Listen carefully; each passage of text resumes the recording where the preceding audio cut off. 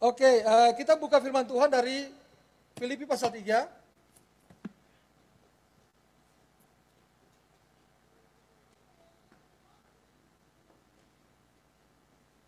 Filipi pasal 3 ayat 12 sampai 14. Filipi 3 ayat 12 sampai 14. Saya ingin bacakan firman Tuhan ini bagi kita semua. Atau ditampilkan di sini ya, bisa ya? Oke. Oke ya. Saya akan bacakan ayat 12 dan Bapak Ibu Saudara baca ayat 13, lalu kita ayat 14 bersama-sama. Mulai ayat 12.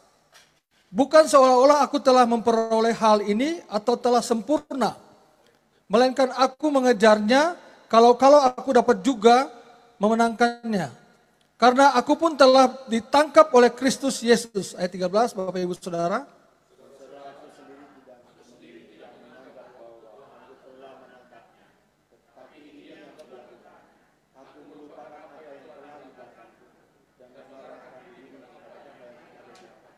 Sama-sama ayat 14. Dan berlari-lari kepada tujuan untuk memperoleh hadiah, yaitu panggilan surgawi dari Allah dalam Kristus Yesus. Amin. Bapak Ibu Saudara terkasih dalam Tuhan, cerita tentang Filipi ini luar biasa karena surat Filipi ditulis dalam kondisi atau keadaan yang tidak baik-baik saja. Paulus menulis surat ini dalam keadaan tertekan, ada dalam penjara. Dan di dalam penjara seperti itu susah bagi seseorang untuk bisa mengembangkan apa saja. Ya. Dan penjara di Roma pada waktu itu, penjara di Filipi waktu itu bukan penjara yang biasa seperti Indonesia. Yang ada tempatnya tenang, aman seperti itu. Tapi Paulus dan Silas khususnya dikerangkeng di bawah penjara di bawah tanah. Kemudian di sana ada air yang mengalir dan mereka tinggal di penjara seperti itu. Yang sangat sulit, sangat berat bagi seorang hamba Tuhan seperti Paulus. Tetapi menariknya, dia menulis beberapa kitab, salah satu di antaranya itu Filipi. Dan Bapak Ibu tahu bahwa tema besar kita Filipi adalah joyful, bersuka cita. Itu luar biasa saudara. Di tengah-tengah tekanan yang berat, yang sangat luar biasa hebat, dia bisa mengatakan bersuka citalah. Itu tema umum, tema besar. Jadi dari pasal 1, pasal 2, pasal 3, pasal 4 temanya satu, bersuka citalah. Wah ini luar biasa, tidak mungkin seseorang yang di tengah besar seperti itu bisa mengatakan bersuka citalah. Kita punya masalah, kalau ada, saya yakin bahwa di antara kita pasti banyak yang berpikir keras, mungkin murung, mungkin cari jalan keluar dan sebagainya dan sebagainya. Tapi Paulus menulis kitab ini, dikatakan bersuka citalah. Lalu dia menceritakan beberapa hal. Salah satu di antaranya di pasal 3, dia bercerita tentang hidupnya, kehidupan dia. Kehidupan dia sebagai rasul. Tadinya dia bukan seorang rasul, dia seorang yang ahli Taurat yang berusaha untuk membunuh orang-orang percaya pada waktu itu, orang-orang Kristen pada waktu itu. Kemudian dia bertemu dengan Yesus secara pribadi, lalu dia percaya kepada Yesus, kemudian dia jadi seorang penginjil. Atau menjadi seorang hamba Tuhan dipakai dengan luar biasa. Makanya di dalam kitab Filipi dikatakan bahwa semua yang aku lakukan dulu itu sampah. Sampah dikatakan demikian. Karena tidak punya arti apa-apa. Dia seorang yang pintar, ahli Taurat muda, yang punya masa depan cerah, ya kan? Punya masa depan yang cerah. Dia seorang yang belajar di Universitas di Tarsus, di bawah seorang profesor namanya Gamaliel. Dia kuasai semua hal, punya jabatan yang sudah di depan, pintar tentang Taurat dan sebagainya. Punya kekuasaan yang hebat, sehingga dia bisa memerintahkan untuk membunuh banyak orang Kristen termasuk di dalamnya Stefanus. Dan itulah Paulus, saudara terkasih dalam Tuhan. Tapi semua yang dia punyai dikatakan pada waktu dia bertemu dengan Yesus menjadi sampah. Tidak punya arti apa-apa sama sekali. Sampah itu kan sesuatu yang tidak berarti. Dibuang begitu saja. Dan itulah Paulus. Lalu di sampai pada ayat tadi 12, 13, dan 14 itu dia katakan bahwa aku telah memperoleh, seolah-olah aku telah memperoleh hal tersebut. Dan telah sempurna, melainkan aku mengejarnya kalau aku dapat juga menangkapnya. Karena aku pun telah ditangkap oleh Kristus Yesus. Ya. Jadi Paulus bicara tentang sesuatu yang sangat hakiki, yang sangat penting bahwa hidup dalam Kristus itu begitu penting sekali bagi dia. Walaupun dia sudah lepaskan semua hal, tapi dia sementara bekerja keras. berusaha keras untuk memperoleh semua yang dia punyai. Dia sudah percaya Yesus, dia sudah bertobat, dia percaya Yesus waktu bertemu dengan Yesus di jalan menuju Damsik. Lalu dia ditolong oleh seorang namanya Ananias, lalu kemudian di konseling 3 tahun saudara dia belajar di padang gurun. Kalau kita belajar di Kisah Rasul pasal 9, dia belajar dengan sungguh-sungguh, lalu kemudian dia keluar dari sana, lalu dia menjadi seorang penginjil yang pergi ke seluruh Asia. Tanpa Paulus, kita hari ini tidak jadi orang Kristen. Karena itu pengaruhnya besar sekali di Asia. Makanya itu waktu Paulus berjalan itu ada 3 kali perjalanan misi beliau. Di Kisah Rasul mereka pasal 13 sampai 17, 18 ya kira itu. Itu dia keliling Asia. Dan salah satunya ke kita ya. Karena pada waktu dia ke Makedonia, Makedonia itu Eropa. Orang Eropa percaya Yesus. Kemudian setelah orang Eropa percaya Yesus, orang Eropa bawa Injil itu ke Indonesia. Amin. Dan kita hari ini jadi orang percaya. Tanpa itu kita nggak pernah jadi orang percaya saudara. Tapi dia katakan bahwa aku nggak sempurna. Aku nggak sempurna, aku masih mengejarnya, masih mencarinya. Mau memenangkan dia. Nah hari ini saya ingin bicara tentang satu bagian penting yaitu be a winner, menjadi pemenang. Dalam hidup kita saya kira bahwa seringkali kita merasa bahwa kemenangan itu hal yang kadang-kala ada, kadang-kala tidak ada. Ya kadang-kala ada, kadang-kala tiada gitu ya. Kadang-kala muncul, kadang-kala pergi gitu. Lalu kehidupan kita seperti turun naik ya. Karena kita kadang-kala menang, lalu kadang-kala kita kalah, kita menang, kita kalah. Dalam segala hal, dalam hidup kita, dalam iman, di dalam hidup kita menjadi orang percaya, dalam sosial masyarakat kita juga kadang-kala kalah dan menang. Dalam kehidupan ekonomi kita kadang-kala kita kalah dan kita menang gitu ya. Dan itu terjadi dalam kehidupan kita sehari-hari. Dan hari ini saya ingin kita belajar tentang begini, mengapa kita harus menang, ya kan? Atau bagaimana caranya kita bisa menang tiap hari. Ini poin penting bagi kita. 2 hari lalu saya nonton sepak bola. Piala usia 23 AFF. Indonesia lawan Malaysia. Dan sayangnya Indonesia kalah. Nanti malamnya ada Indonesia lawan Timor Leste. Mudah-mudahan menang. Kalau kalah lagi harus pulang buang ke laut gitu kan. Tapi Bapak Ibu Saudara mereka bermain luar biasa. Semangatnya hebat. Indonesia pertama cetak gol, lalu kemudian dibalas di babak kedua. Dan pertandingannya itu begitu luar biasa dan agak sedikit panas. Kartu kuningnya banyak sekali kedua belah pihak. Itu membuktikan bahwa usaha yang keras untuk memenangkan pertandingan itu luar biasa. Di dalam pertandingan iman kita, dalam pertandingan seperti itu, hasil seri itu paling penting. Tetapi ada pertandingan-pertandingan di dalam olahraga yang terukur tidak mengenal hasil seri. Harus ada menang atau kalah. Misalnya bulu tangkis nggak bisa seri gitu ya. Kita sampai di babak pertama kita menang, babak kedua lawan menang, babak ketiga kita 10-10 atau 11-11, berhentilah, nggak bisa. Harus selesaikan. Main basket, nggak bisa ketemu hasil seri saudara. Karena itu terukur sekali, ya terukur. Ada hal yang tidak terukur seperti sepak bola, ya bisa seri. Ya, tetapi hal yang terukur tidak bisa seri. Harus menang atau kalah. Pilihan cuma 2 itu aja, menang atau kalah. Dalam kehidupan iman kita pun demikian saudara. Kita harus bisa menang atau kita kalah. Kita nggak ada istilah seri. Ya. Maka itu di dalam Alkitab, kalau kita baca di kitab Wahyu pasal 3, dikatakan di sana tidak ada yang namanya suam-suam kuku. Amin. Hitam atau putih. Gitu ya. Panas atau dingin. Tidak ada yang suam-suam kuku. Tidak ada yang abu-abu gitu. Iman Kristen tidak bisa abu-abu. Iman Kristen harus pilih. Bapak Ibu Saudara pilih yang putih atau pilih yang hitam. Pilih yang dingin atau pilih panas. Itu saja. Ya. Tidak ada pilihan lain bagi kita. Nah, hari ini kita bicara tentang, saya ingin kita melihat, refleksikan tentang bagaimana caranya atau apa yang membuat kita bisa menang. Ya. Apa yang membuat kita bisa menang setiap hari. Yang pertama, yaitu kita bisa menang, menjadi seorang pemenang, apabila kita meninggalkan atau berusaha untuk menghilangkan kegagalan masa lalu. Sering orang mengatakan bahwa masa lalu itu sejarah untuk menapak ke masa depan. Itu benar.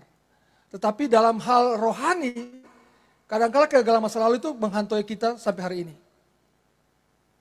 Apa kegagalan masa lalu kita? Kita orang berdosa. Itu kegagalan masa lalu kita. Ya, saudara dan saya berdosa. Saudara dan saya berbuat kejahatan. Saudara dan saya tidak setia kepada Tuhan. Saudara dan saya melakukan hal-hal yang bermasalah di mata Tuhan. Itu kegagalan masa lalu. Lalu pada waktu kita ketemu dengan Yesus, kita percaya Yesus, kita tinggalkan semua itu. Kalau ada orang dipanggil altar call, kemudian maju bertobat, tinggalkan semua hal itu. Oh, saya sudah percaya kepada Yesus. Tapi minggu depan ada ibadah, dipanggil lagi, maju lagi dia. Minggu depan dipanggil lagi, maju lagi dia. Pertanyaannya adalah, apakah dia sudah menang atau belum? Ini pengalaman pribadi saya. Saya punya teman, sahabat satu angkatan waktu kami kuliah di Fakultas Teknik sama-sama. Setiap kali ada KKR, dia selalu maju. KKR apa saja tahun 80-an itu KKR kan banyak sekali, hampir tiap minggu ada KKR. Dia selalu maju ke depan. Lalu pada waktu saya aktif di persekutuan mahasiswa, saya menjadi konselor. Setiap kali maju ke depan, saya nggak mau menjadi konseling dia, menjadi konselor bagi dia. Dia teman sahabat saya di satu angkatan. Ya. Jadi saya nggak mau jadi konselor, minta orang lain kasih konselor. Tapi dia selalu maju gitu. Lalu sudah lulus dari perguruan tinggi, dia lulus perguruan tinggi, saya masuk ke sekolah teologi. Lalu saya sudah dalam persiapan sekolah teologi menjadi hamba Tuhan. Ada KKR, dia sudah bekerja, dia masih tinggal di Jogja, dia bukan orang Jogja tapi sudah tinggal di Yogyakarta. Setiap kali KKR dia maju lagi. Lalu adik-adik kelasnya itu mulai bingung, waduh ini kakak ini selalu maju terus ya. Satu saat mereka minta saya bilang ini saya dengan dia satu angkatan, tapi karena saya sudah di persiapan hamba Tuhan, saya mau konseling dia. Tolong konseling orang ini, karena setiap kali tantangan dia pasti maju terus. Lalu saya tanya kepada dia, waktu konseling saya bilang gini, Mas, gimana kamu kok selalu tantangan dalam ibadah, kamu maju. Ada masalah apa dengan kamu setiap kali maju? Kamu kan seperti orang yang tidak pernah menang. Dia bilang, saya selalu jatuh di tempat yang sama, katanya gitu. Saya tidak mau bilang jatuh di bagian mana, tapi dia selalu jatuh di tempat yang sama. Terus gimana? Kamu gak bisa menang? Gak bisa, susah sekali. Waduh, repot ini. Jadi pada waktu saya konseling dia, teman-temannya dan adik-adik yang lain itu mulai bisik-bisik di belakang. Wah, ini pasti persoalan nih, katanya. Jadi setiap kali begitu, saudara. Ini membuktikan bahwa orang ini tidak bisa menang, saudara. Dia selalu kalah dan kalah. Bertahan 1 minggu, 2 minggu, 3 minggu, dia jatuh lagi kembali. Dan itu sejak dia mahasiswa tingkat pertama, sampai dia bekerja, seperti itu. Saya lama gak ketemu, karena dia sudah menikah, sudah punya anak, saya gak ketemu lagi. Mudah-mudahan saya ini terjatuh seperti itu. Tapi itu terjadi, saudara, dari mahasiswa tahun pertama masuk sampai dia sudah bekerja, begitu terus. Nah, ini membuktikan bahwa orang-orang ini tidak bisa bertahan. Ya. Selalu mengingat akan sesuatu yang masa lalu dia. Oh, saya masih begini. Dan kita selalu terintimidasi. Ya. Terintimidasi. Pernah saudara merasa intimidasi? Saudara sudah percaya kepada Yesus, sudah didoakan oleh Pak Gembala, sudah didoakan, sudah maju ke depan, nangis-nangis. Pulang saudara terintimidasi lagi. Oh, kamu kan dulu begini. Dosamu ini loh. Kamu melakukan kesalahan ini loh. Kamu melakukan hal ini. Kamu sok suci gitu ya. Itu intimidasi Bapak Ibu Saudara. Kamu sok saleh, itu intimidasi sebenarnya. Pada waktu Anda sementara bertumbuh dalam Tuhan, lalu kata-kata itu selalu muncul dalam hati saudara, itu intimidasi. Dan kita bisa lihat di sini ya, apa yang terjadi. Sebelum saya masuk kepada bagian penting bahwa intimidasi itu dari mana datangnya dan bagaimana cara mengatasi intimidasi, saya mau cerita tentang satu hal. Ada seorang namanya Florence Chadwick, barangkali Bapak Ibu Saudara pernah dengar ceritanya. Itu seorang perenang terkenal di Amerika tahun 50-an dan dia berenang pernah di Selat Inggris maupun Selat Inggris ke Prancis. Dan satu saat Florence ini ingin berenang dari California ke Pulau Catalina. Itu jaraknya sekitar 41,6 km. Jauh sekali dan di dalam cuaca dingin. Musim dingin di Amerika lalu dia berenang. Kemudian sudah dipersiapkan lalu dia berenang Bapak Ibu Saudara. Didampingi oleh 2 boot di kiri kanannya, satu untuk bersedia untuk menjaga dia dari hiu yang akan bisa mengganggu dia, lalu satu menjaga dia untuk sesuatu hal yang lain. Lalu kawal dia berenang sekitar sekian 15 jam. Sudah sampai 15 jam berenang, saudara. Tinggal sekitar 8 kilo, mungkin 11 kilometer. Dia sudah 30 kilo, dia sudah berenang. Tiba-tiba kabut turun. Lalu kemudian apa yang terjadi? Dia tidak bisa lihat apa-apa, tidak bisa lihat pulau, tidak bisa lihat apa-apa. Lalu dia akhirnya, waduh saya nggak sanggup. Lalu dia naik kembali ke boot. Dia gagal bukan karena dinginnya air seperti es, bukan karena kecapean, kelelahan, sekian jam sudah berenang, tapi karena kabut saudara. Kabut menutupi pulau itu, dia gagal saudara. Apa yang terjadi dengan Florence? Menyesalnya luar biasa pada waktu dia naik ke boot, lalu mereka jalan tinggal 11 kilo sudah, itu dekat sekali. Dia sudah 30-an kilo sudah renang. Ternyata tinggal dekat saja sudah sampai di Catalina. Dan dia menyesalnya luar biasa. Wah, itu mengganggu pikirannya, sangat mengganggu pikirannya. 2 bulan kemudian dia ambil keputusan, pokoknya apa yang terjadi saya harus renang lagi. Tembus Catalina, dia renang saudara. Dan bulan yang ketiga itu, dia berenang. Dan dia tembus di Pulau Catalina. Apa yang terjadi saudara? Dia sudah tahu bahwa ada kabut turun yang sama persis pada waktu dia renang pertama. Tapi dia mengerti bahwa di depan ada pulaunya, tujuannya jelas. Di depan ada pulau yang terbuka di depan, dan dia akan sampai di sana. Dan dia bisa taklukkan itu. Bapak Ibu Saudara kasih dalam Tuhan, kadang-kala kita seperti itu dalam iman kita. Ya, kita sudah sementara berjuang luar biasa, sudah percaya Yesus, sudah ikut berdoa, sudah ikut ibadah, sudah ikut komsel, ikut segala macam, tapi kadang-kala kita putus di tengah. Kita berhentikan hanya kabut. Ya. Kita berhentikan ada intimidasi dari iblis misalnya terhadap masa lalu kita yang tidak benar, yang tidak baik. Yesaya 1 ayat 18 mengatakan begini, marilah baiklah kita berperkara. Firman Tuhan, sekalipun dosamu merah seperti kermisi, akan menjadi putih seperti salju. Sekalipun berwarna merah seperti kain kesumba, akan menjadi putih seperti bulu domba. Itu janji Tuhan yang luar biasa. Jadi kalau masa lalu kita berhubungan dengan dosa, kejahatan, itu sudah selesai Bapak Ibu. Kalau iblis mengintimidasi saudara, masalah itu sudah selesai. Selesainya di mana? Di kayu salib. Pada waktu Yesus disalibkan, segala dosa ditanggung. Dosa saudara dan saya. Dosa kita yang kita kerjakan itu, yang sangat merah itu, dikatakan di sini bahwa seperti kermisi, sudah diputihkan. Dibersihkan oleh Yesus. Dan ini salah satu janji yang sangat luar biasa. Oleh karena itu, jangan mau diintimidasi oleh si iblis. 1 Petrus 5 ayat 8 mengatakan seperti ini. Sadarlah dan berjaga-jagalah, lawan musuh iblis, berkeliling sama seperti singa yang mengaum-ngaum dan mencari orang yang dapat ditelannya. Ya. Sadarlah dan berjaga-jagalah, lawanmu si iblis, itu jelas sekali Alkitab. Lawanmu itu si iblis. Maka itu di Efesus pasal 5, Efesus pasal 6, waktu saudara baca di sana, dikatakan bahwa perlawanan kita bukan kepada darah dan daging, kepada roh-roh di penguasa-penguasa di udara. Karena lawan kita itu jelas Alkitab mengatakan si iblis saudara. Dia berkeliling seperti singa yang mengaum. Saudara tahu singa tempatnya di mana? Di hutan, ya kan? Singa tempatnya di hutan. Singa tempatnya di kota, dan tengah-tengah kota seperti Jakarta, atau di Center Park. Singa nggak ada situ, kita singa-singaan, ya kan? Tapi singa itu pasti di hutan, saudara. Nah kalau singa di hutan, berarti kita ini seumpamakan kita masuk di tengah-tengah hutan, lalu kita sendiri, lalu kita mendengar suara auman singa. Apa yang terjadi kalau orang mendengar auman singa di tengah-tengah hutan? Pasti ketakutan, sangat luar biasa. Tapi puji nama Tuhan, ayat 9 mengatakan demikian. Lawanlah dia. Itu kata penting, kata paling penting dalam hal ini, lawanlah dia. Tapi lawan dengan apa? Iman yang teguh. Sebab kamu tahu bahwa semua saudaramu di seluruh dunia menanggung penderitaan yang sama. Iman yang teguh adalah firman Kristus. Ya, itu Roma pasal 10 ayat 17. Saudara, lawanlah dia. Itu kata firman Tuhan. Lawan, tidak boleh tidak.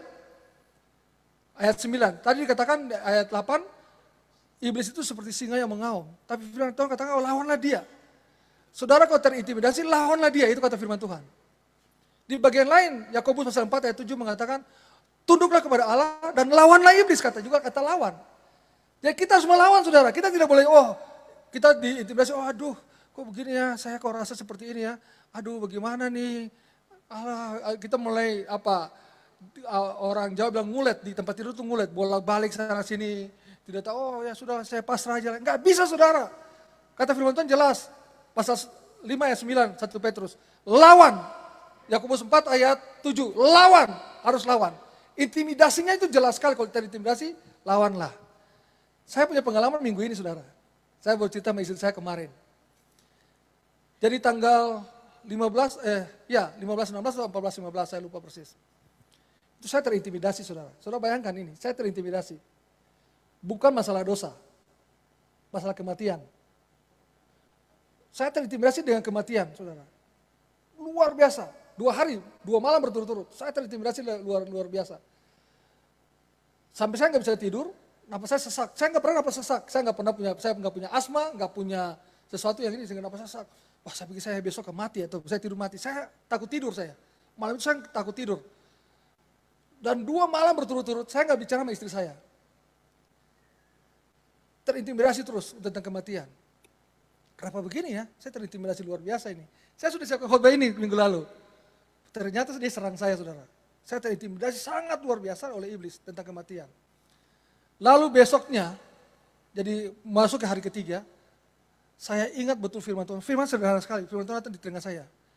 Ya, kalau kamu hidup itu untuk Kristus, kalau kamu mati itu keuntungan. Wow! Saya langsung berdiri, saya bilang, wah, kenapa saya takut kematian ya? Karena saya pikir, wah ini belum terjadi, gereja saya masih kecil, masih bertumbuh. Saya pimpin kampusnya belum jadi negeri gitu kan. Itu banyak hal terpikirkan, saudara. Saya belum punya ini, macam-macam.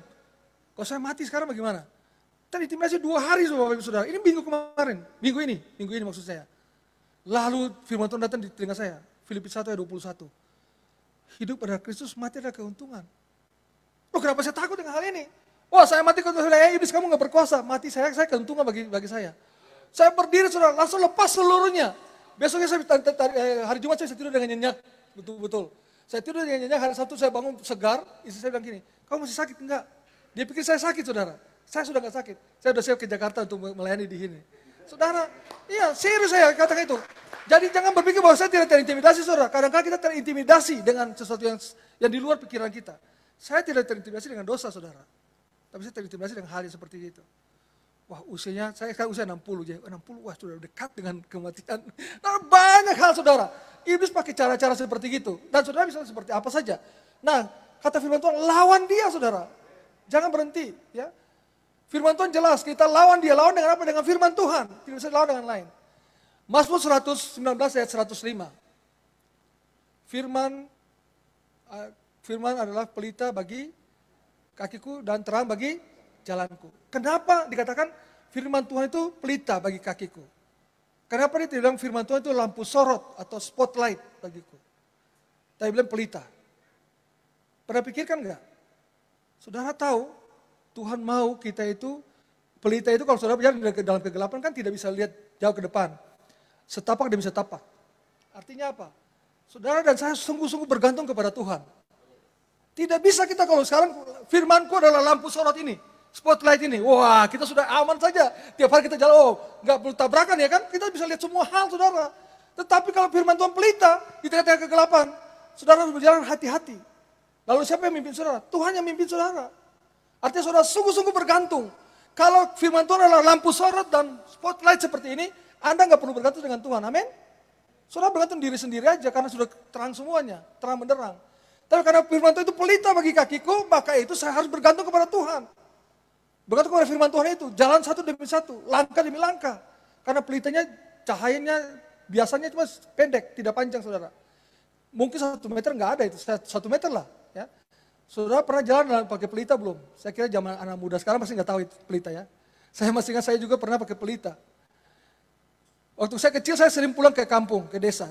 Saya tinggal di kota Ambon, lalu saya pulang ke kakek saya, opa saya di desa. Pulang, kalau liburan saya pulang. Lalu di pulang itu tidak tinggal di desanya itu, tapi masuk ke hutannya lagi.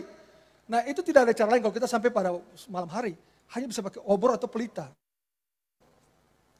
Lalu jalan itu tidak bisa terang jauh ke sana, saudara. Kita jalan pelan-pelan. Kita mengikuti orang yang di depan kita yang bawa pelita itu. Yang bawa pelita itu Tuhan Yesus sendiri. Jadi kita jalan di belakang dia, saudara. Lawan dia, lawan iblis dengan firman Tuhan. Jadi kalau saudara mau melawan iblis, intimidasi iblis, baca firman Tuhan tiap hari. Amin. Kemarin kami diskusi dalam waktu saya dijemput oleh Pak Habel dan Bu Lydia. Dia cerita tentang bagaimana baca firman Tuhan. Dia sudah selesai baca, puji Tuhan baca firman Tuhan.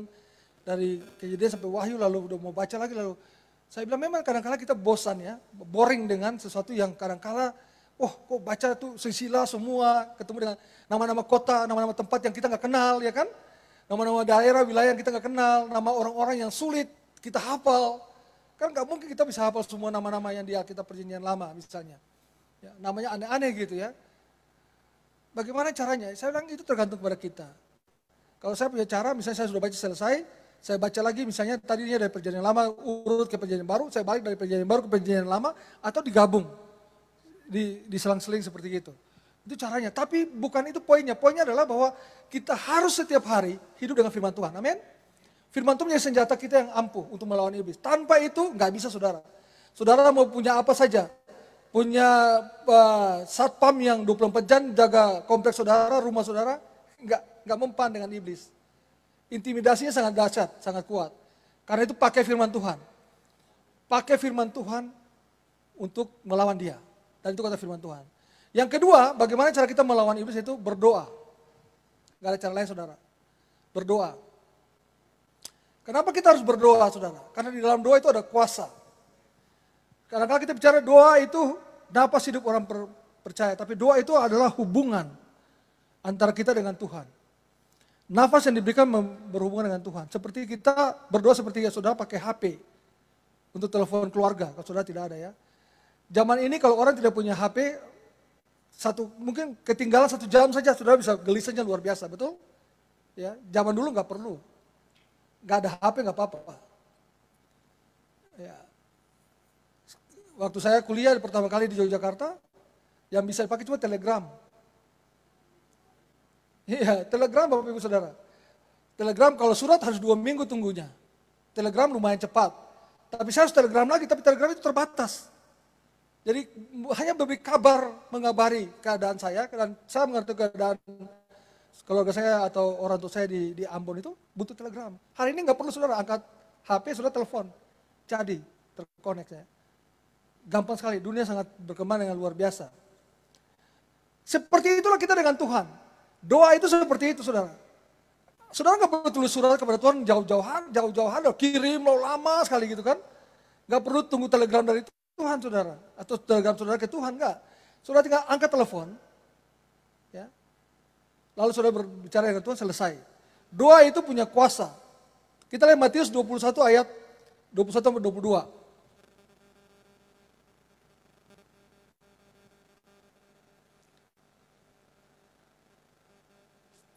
Yesus menjawab mereka, aku berkata kepadamu sesungguhnya jika kamu percaya dan tidak bimbang, kamu bukan saja akan dapat berbuat apa yang kuperbuat dengan pohon ara itu. Tetapi juga jikalau kamu berkata kepada gunung ini, beranjaklah dan tercampaklah ke dalam laut. Hal itu akan terjadi dan apa saja yang kamu minta dalam doa dengan penuh kepercayaan, kamu akan menerimanya. Saudara, doa kita itu punya kuasa. Bukan hanya kita berdoa untuk hal-hal kecil, misalnya kita sering berdoa, Tuhan berkati saya ini dan itu sebagainya. Tuhan berikan. Di sini dikatakan bahwa gunung pun bisa dipindahkan oleh kita. Kalau kita punya keyakinan seperti itu, ya, punya kepercayaan yang kuat. Jadi artinya doa itu punya kuasa yang hebat, yang dahsyat untuk menolong kita ya. Markus 9 ayat 29 mengatakan bahwa jawab Yesus kepada murid-murid, jawabnya kepada mereka, jenis ini tidak dapat diusir kecuali dengan berdoa. Cerita ini bicara tentang pada waktu Yesus masuk ke kota dengan Petrus dan Yohanes dan teman-teman. Lalu ada seorang yang bisu dibawa kepada dia, ada kerumunan. Lalu murid-murid sudah berusaha untuk mengusir, berdoa untuk orang ini. Entah mengusir dia karena suka setan, dia bisu. Yang terjadi apa Bapak Ibu Saudara? Tidak bisa saudara, murid-murid tidak bisa mengusirnya. Sehingga mereka bingung. Lalu Yesus mengusir roh dari orang ini, kemudian bisa bicara. Lalu murid-murid tanya kepada Yesus, bagaimana caranya? Yesus katakan, jadi semacam ini bisa kamu usir kecuali kamu dengan berdoa. Jadi ini bicara tentang keyakinan penuh dalam doa saudara. Doa itu begitu penting. Kalau kita terintimidasi, berdoalah kepada Tuhan. Tanpa itu nggak bisa saudara. Jadi kita berdoa bukan doa 1 hari 3 kali karena mau makan pagi, makan siang, makan malam. Ya. Doa bukan sebuah kebiasaan, karena saya mau pergi kemana saya berdoa, bukan itu. Tapi betul-betul ambil waktu berdoa dengan Tuhan, ambil waktu keintiman dengan Tuhan. Ya. Intimasi dengan Tuhan, itu penting. Kalau jemaat semua berintimasi dengan Tuhan, dalam doa, maka saya kira perkara-perkara besar akan terjadi saudara. Dalam hidup saudara maupun dalam hidup berjemaat. Ya.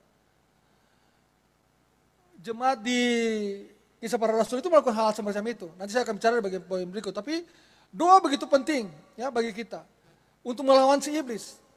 Kalau tadi firman Tuhan dikombinasikan dengan doa, maka intimidasi itu bisa ditaklukkan saudara. Jadi kita punya firman yang Tuhan berikan, berbicara kepada kita secara langsung lewat Alkitab. Kita punya hubungan yang dibangun dengan doa, itu akan membuat iblis gemetar. Dan iblis takut, saudara. Tapi kalau saudara nggak baca firman, saudara nggak berdoa, iblis ketawa, saudara. Oh, saya setiap hari ke gereja. Saya datang ke gereja, saya ikut komsel, saya ikut acara kegiatan. Iblis nggak takut dengan hal semacam itu. Iblis tidak takut dengan orang datang ke gereja, saudara. Iblis tidak takut dengan saudara ikut komsel. Iblis tidak takut dengan saudara punya aktivitas di dalam gereja. Kalau iblis takut pada waktu Anda mulai membaca firman. Iblis takut pada waktu Anda mulai berdoa. Saudara-saudara mulai berdoa. Iblis takutnya luar biasa. Karena dia tidak punya tempat sama sekali untuk bisa mencoba kita ya. Dan yang ketiga yang penting dari ya, bagaimana cara kita mengatasi intimidasi yaitu berada di dalam komunitas orang-orang beriman. Jangan keluar dari komunitas. Ibrani pasal 10 ayat 25. Janganlah kita menjauhkan diri dari pertemuan-pertemuan ibadah kita. Seperti dibiasakan oleh beberapa orang. Tetapi marilah kita saling menasehati dan semakin giat melakukannya menjelang hari Tuhan yang mendekat. Saudara, kita mengerti bahwa dunia ini sementara menuju kepada kebinasaan. Alkitab selalu mencatat bahwa dunia bukan baik-baik saja. Dunia sementara menuju kepada kebinasaan. Kita tidak tahu kapan waktunya. Kita nggak mengerti waktunya. Yang kita tahu, kita mengatakan bahwa kamu harus berjaga-jaga. Saudara dan saya harus berjaga-jaga. Dikatakan oleh Yesus maupun dikatakan oleh Paulus di 1 Tesalonika, seperti pencuri pada malam hari. Ya. Kemarin kami sempat diskusi di dalam perjalanan dari bandara ke sini, lalu ditanya, kira-kira kapan ya kalau misalnya dunia akan selesai ya? Saya punya satu bagian penting dari firman Tuhan di Matius pasal 24. Matius 24 itu bicara tentang tanda-tanda mengapa dunia akan selesai. Ya. Dia berikan tanda-tanda misalnya gempa bumi, bangsa lawan bangsa, terjadi penyimpangan-penyimpangan di dalam dunia, banyak hal sudah tercatat di sana. Muncul sekarang misalnya LGBT, munculnya LGBT tadinya biasa saja kemudian sudah dilegalkan di beberapa tempat, di beberapa negara, beberapa gereja saudara, di luar negeri. Sudah bisa menikah, laki dengan laki, wanita dengan wanita. Ya. Dan itu terjadi, ada sepasang wanita dengan wanita pemain bulu tangkis terkenal dari Denmark. Selama mereka bertanding, orang nggak pernah ngerti bahwa mereka ini lesbi. Tapi mereka sudah selesai pensiun, baru badan bulu tangkis dunia sadar bahwa mereka ini lesbi. Dan agak terkejut karena mereka menikah bersama. Menikah sebagai wanita dan wanita. Rusaknya luar biasa. Dan itu dunia kita hari ini saudara. Kerusakannya semakin parah. Kalau kita mau berbicara tentang polusi di Jakarta salah satu contohnya. Kenapa ada polusi? Karena memang dunia sudah rusak. Dunia rusak, alam rusak, semua rusak, polusinya terjadi saudara. Nah yang paling parah kalau terjadi polusi rohani. Kalau terjadi polusi rohani, berarti kita sementara menuju kepada kehancuran. Tetapi saya kasih tahu Bapak Ibu Saudara, bahwa pada waktu Yesus bicara di Matius pasal 24, dikatakan demikian, semua itu belum selesai. Belum waktunya. Ayat 14, Matius 24 dikatakan bahwa sampai Injil sudah diberitakan kepada seluruh bangsa. Selesai.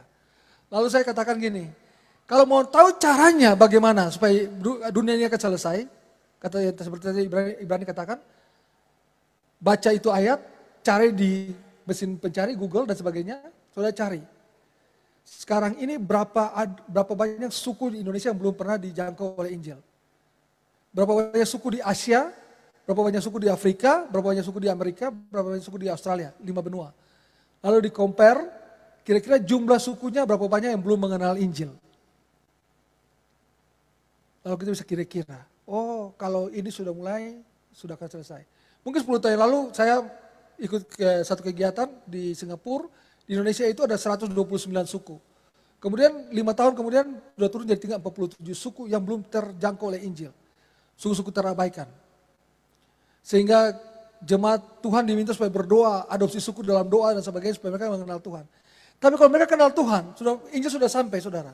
Kepada suku itu, maka firman Tuhan digenapi, selesai. Jadi kita jangan ikut pengajaran-pengajaran, wah sebentar lagi ada kiamat, sebentar lagi akan selesai. Sudah mau kiamat dunia ini kan, jual barang-barangmu lalu kita duduk berdoa saja. Enggak bisa saudara, itu sudah terjadi di Tesalonika saudara. Pada waktu jemaat Tesalonika menjual semua harta, Paulus katakan apa? Katakan apa kepada mereka? Jangan sesat. Kalau kamu tidak bekerja, kamu tidak boleh makan. Itu kata firman Tuhan kepada jemaat Tesalonika. Artinya jangan main-main dengan hal itu. Itu belum ada karena tidak ada seorang pun tahu waktunya. Tapi Ibrani mencatat tadi kepada kita bahwa mari terdekat dalam persekutuan dengan Tuhan karena ada masanya sudah sementara menjelang akhir. Ya, kira-kira demikian. Sudah hampir akhir. Menjelang hari Tuhan yang mendekat. Sudah sangat dekat. Kalau kita baca firman Tuhan, selalu dikatakan demikian sudah dekat, sudah sebentar lagi, kita nggak usah merekayasa atau kita menafsir-nafsir. Kira-kira tahun berapa ya? Nggak penting saudara. Bagi kita percaya bahwa Tuhan pasti akan datang. Amin. Kalau Tuhan datang, itu kata firman Tuhan, orang yang mati dalam Tuhan diangkat pertama. Baru saudara dan saya yang hidup. Karena kalau saya bilang Tuhan datang sekarang lah, mumpung saya masih hidup, saya mau lihat terangkat gitu kan. Tapi nggak bisa saudara, itu waktunya Tuhan. Kalau toh kita mati, kata firman Tuhan, kalau kita mati dalam Tuhan, 1 Tesalonika pasal 4 katakan apa?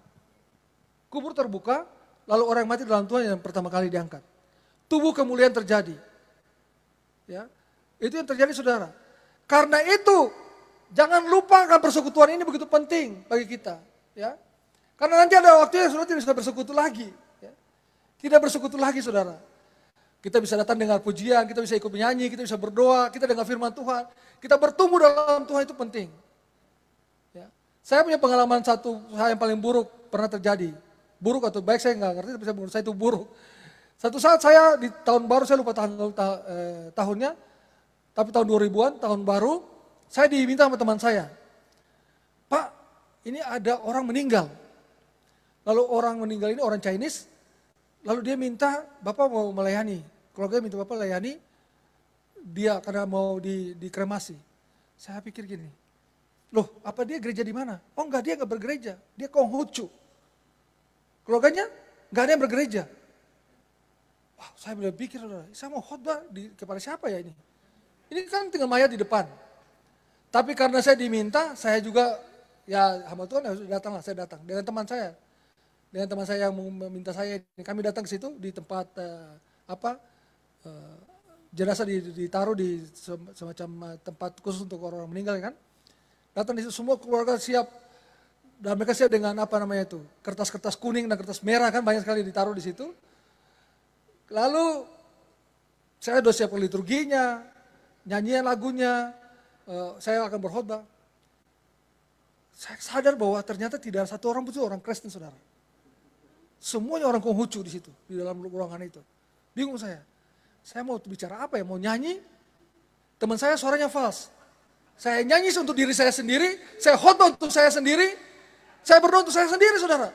Lalu saya bawa ke tempat kremasi, saya berdoa di situ untuk kremasi dia sendiri gitu. Dan saya nggak ngerti apa Bapak ini sudah percaya Yesus atau belum saudara.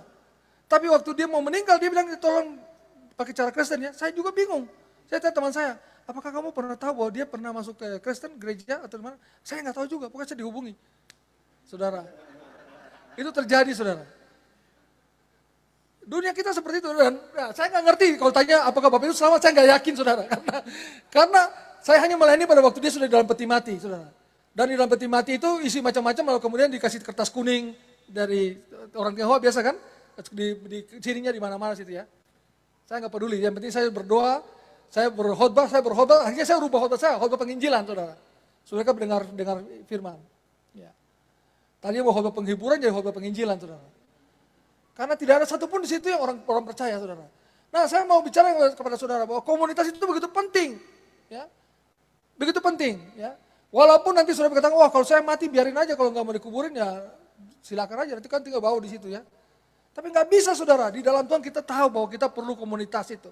Dan komunitas itu memberikan kekuatan. Kalau kita baca di Kisah Rasul pasal 2 ayat 42-47, komunitas Kristen yang mula-mula itu begitu penting sekali bagi jemaat mula-mula. Mereka bertekun, mereka bersekutu, mereka berbagi, mereka bersukacita. Akhirnya apa? Mereka bertambah banyak. Ya. Mereka bertekun, bersekutu, berbagi, bersukacita, bertambah banyak saudara. Komunitas begitu penting. Dan komunitas itu yang bisa mengalahkan intimidasi iblis saudara. Kalau ada yang jatuh dari antara kita, atau ada yang terganggu masuk dalam pencobaan, komunitas akan menolong kita. Tapi kalau saudara lepas dari komunitas, saudara akan sendiri, saudara akan hilang saudara. Ya. Tidak bisa, harus ada komunitas.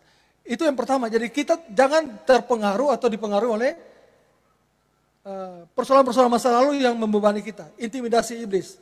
Yang kedua, seorang pemenang itu harus memiliki passion, hasrat yang besar. Ya. Seorang pemenang harus punya hasrat yang besar, kekuatan yang sangat luar biasa. Tadi saya cerita tentang saya nonton bola Indonesia main, dan hasrat untuk menang luar biasa, passion untuk menang luar biasa, besar sekali. Tapi juga Malaysia juga punya tim yang juga punya pengen menang. Ya. Akhirnya dengan berbagai cara, akhirnya Indonesia kalah. Ada penalti dan Indonesia kalah. Tapi ada hasrat yang sangat luar biasa. Hasrat yang besar sekali untuk memenangkan sesuatu itu luar biasa, saudara. Berkobar-kobar.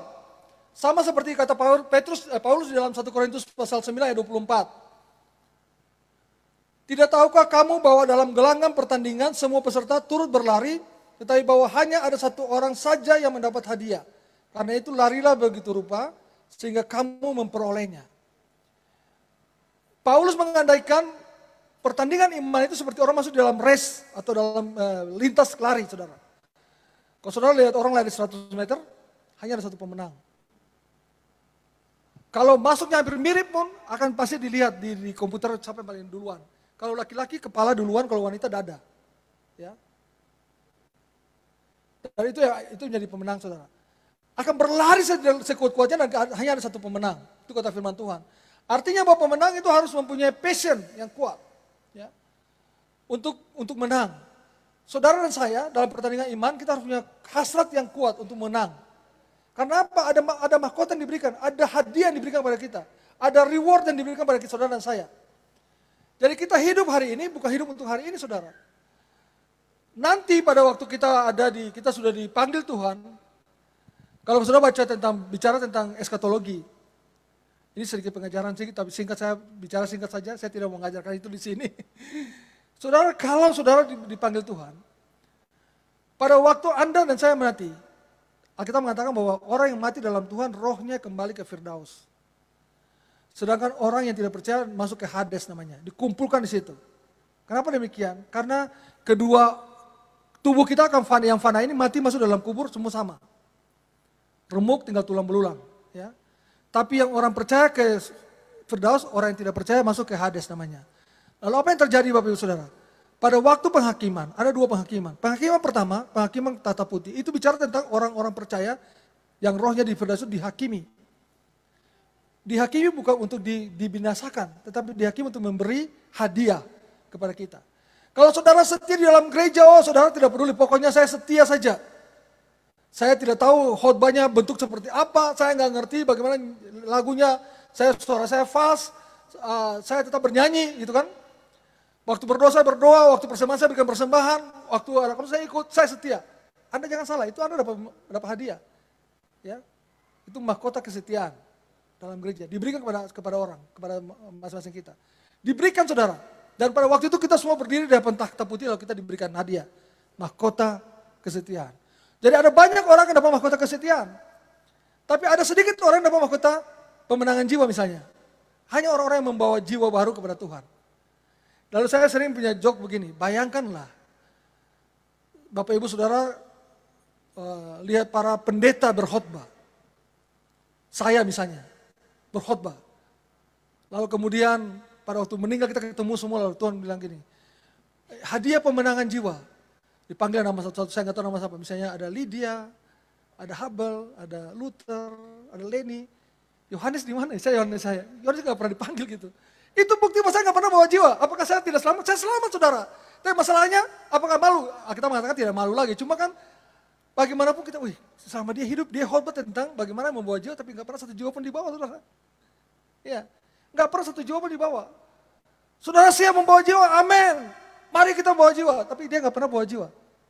Nggak akan dapat rewardnya itu. Ada reward kepada para pendeta hamba Tuhan, gembala sidang. Jika saudara mau dapat reward banyak, jadi gembala sidang, jadi penginjil, ya kan? Jadi jemaat biasa, bisa saudara. Semua diberikan. Dan itu diberikan kepada orang yang percaya kepada Yesus. Lalu bagaimana dengan mereka yang tidak percaya kepada Yesus? Pada waktu mereka di pengadilan besar namanya. Mereka dihakimi, kalau saudara baca Wahyu, dihakimi sesuai dengan perbuatan mereka yang salah, yang tidak percaya kepada Yesus itu. Itu penghakiman masuk kepada neraka. Tapi masalahnya adalah begini, misalnya saya tinggal dengan keluarga saya. Keluarga istri saya itu masih ada separuhnya mungkin bahasa Islam. Istri saya datang dari Kristen tapi kakak-kakaknya ada yang Islam. Lalu saya nggak pernah bicara Injil kepada mereka. Lalu misalnya salah satu dari antara mereka akan ditanya oleh Tuhan. Kok kamu nggak percaya Yesus, kenapa alasanmu?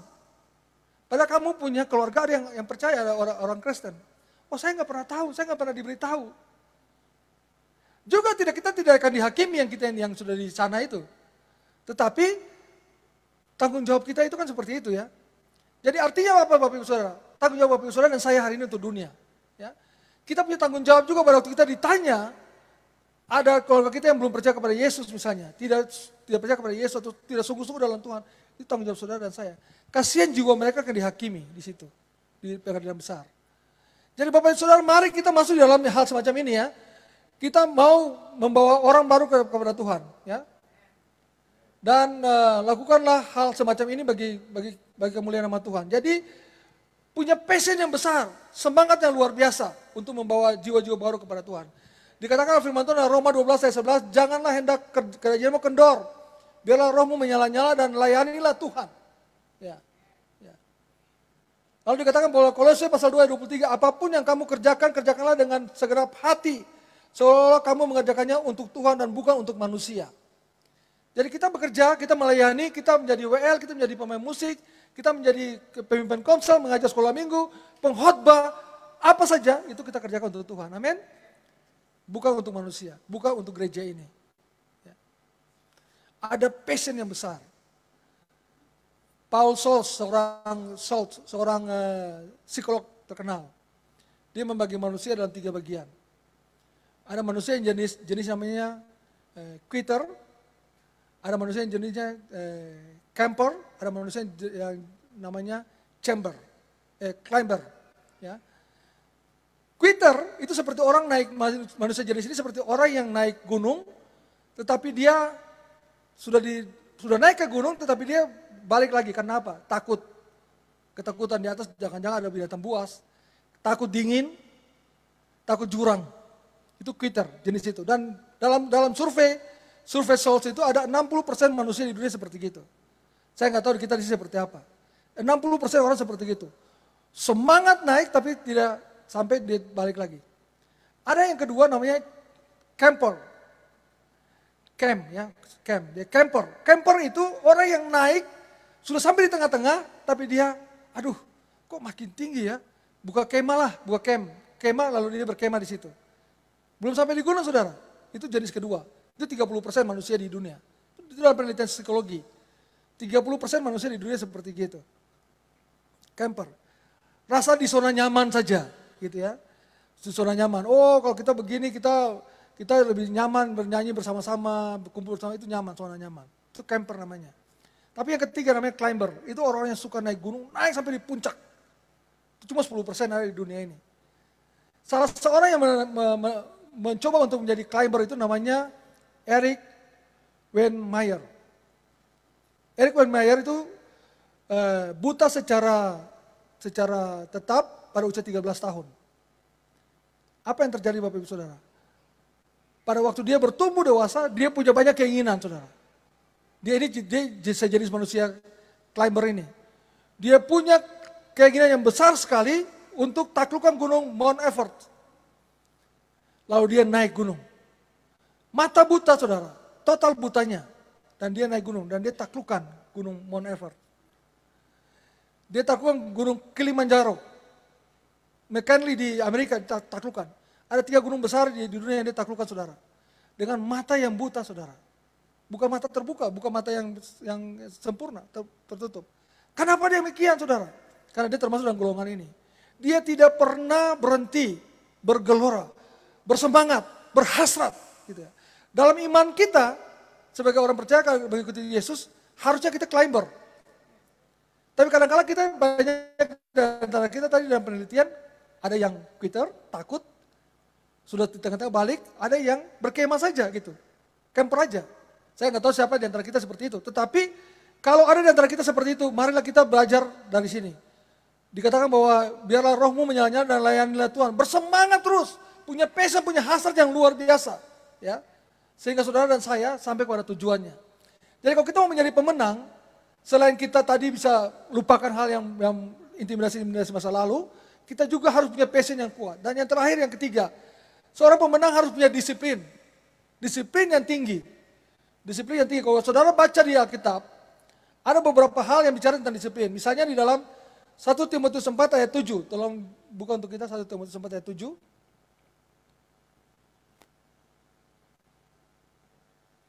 Tetapi jauhilah tahyul dan dongeng nenek moyang. Ini bagian terakhir nih.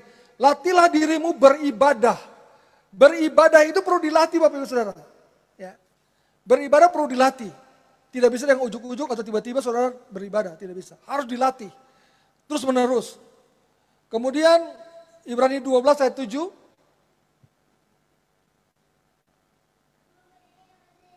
Ibrani 12 ayat 7.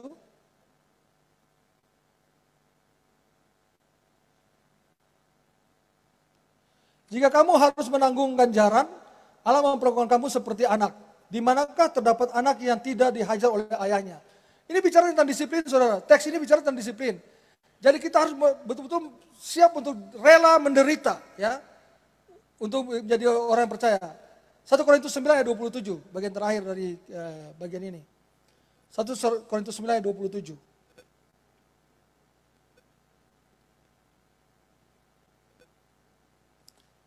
1 Korintus 9 ayat 27.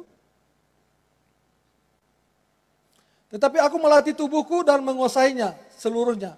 Supaya sesudah memberitakan Injil kepada orang lain, jangan aku sendiri ditolak. Kita harus melatih tubuh kita, saudara. Tadi Paulus bicara di ayat 24, bicara tentang kita seperti pelari. Atau masuk dalam race, perlombaan. Perlu perlatihan, saudara. Berlatih. Saya ingat cerita tentang seorang pemain bola terkenal namanya Cristiano Ronaldo, semua sudah kenal. Ya. Sampai hari ini di usia 36 masih main bola. Tapi waktu kalau baca kisahnya, dia punya disiplin yang sangat tinggi.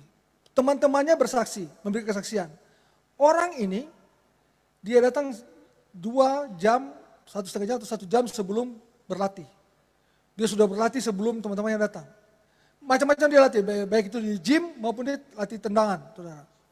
2 jam sebelumnya sudah berlatih, saudara. Misalnya latihan jam 4, dia jam 2 sudah ada.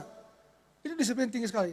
Sesudah latihan selesai jam 6, dia masih tinggal 1-2 jam lagi berlatih lagi. Maka itu jangan heran bahwa dia salah satu pemain termahal di dunia. Jangan heran kalau dia sampai usia 36 masih bermain bola dengan hebat. Masih bisa mencetak gol, ya kan? Masih punya nama yang di atas, papan atas. Tidak meredup. Dan itulah seperti itu iman Kristen kita.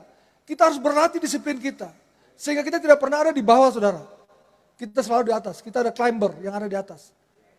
Kita yang ada di atas. Iman kita ada di atas sehingga Bapak Ibu Saudara terkasih dalam Tuhan. Itu yang disebut pemenang. Ya. Jangan mengingat masa lalu yang terintimidasi. Yang kedua punya passion yang luar biasa. Dan yang terakhir yang ketiga. Punya disiplin tinggi. Disiplin dalam membaca firman Tuhan, disiplin dalam berdoa, disiplin dalam bersekutu, disiplin dalam apa saja yang berhubungan dengan pertumbuhan iman kita. Ya. Yang dilakukan oleh kita hari-hari. Ya. Orang yang tidak disiplin itu gampang, saudara. Kalau ketahuan gampang, bangunnya lama. Kalau dalam, saya nggak tahu, orang Jawa yang selalu bilang kita ngulet. Jadi kalau sudah di tempat tidur dia gini, itu orang tidak disiplin. Ya. Dia bangun, lama, tarik lagi selimutnya. Iya kan? Lalu dia belok kiri, tarik selimutnya. Apalagi kalau tinggal tidur di kamar yang ber-AC kan. Oh, kok makin dingin kok pagi ya, selimut. Padahal kita sudah tahu kita mau berdoa, kita mau baca firman Tuhan. Disiplin mulai dari situ, saudara. Latih hal-hal yang kecil, seperti itu. Ya. Berlatih dari hal semacam itu, sehingga saudara dan saya akan kuat. Setiap hari kita akan bisa mengalahkan apa saja. Masalah-masalah yang besar, jangan seperti orang quitter yang merasa temboknya di depan, saudara. Kalau orang quitter, tembok depan dia mundur, saudara. Tapi orang climber, tembok depan dia panjat, loncat temboknya itu. Dan itulah iman kita sebagai orang percaya. Saudara dan saya harus seperti itu. Ya. Kita menjadi climber yang di depan ada, kita loncat, saudara. Itu iman kita. Dan itu yang Tuhan inginkan. Sehingga setiap hari kita menang, saudara. Dalam hal apa saja, hal dari kecil sampai hal yang besar. Saya tahu bahwa ada banyak orang sini dapat banyak mujizat terjadi. Dan kita bisa melihat itu terjadi. Jangan sampai di situ, saudara. Saudara harus setia di dalam Tuhan. Taat kepada Tuhan. Lalu ikut Tuhan terus, tunduk kepada Dia. Ya. Dan kita akan bisa mengalahkan dunia ini. Kita bisa mengalahkan hal-hal yang di sekitar kita. Kita bisa mengalahkan pekerjaan kita bisa mengalahkan pergaulan kita, dunia pergaulan kita bisa mengalahkan apa saja. Dan itulah pemenang-pemenang di dalam Tuhan. Tim musik maju ke depan.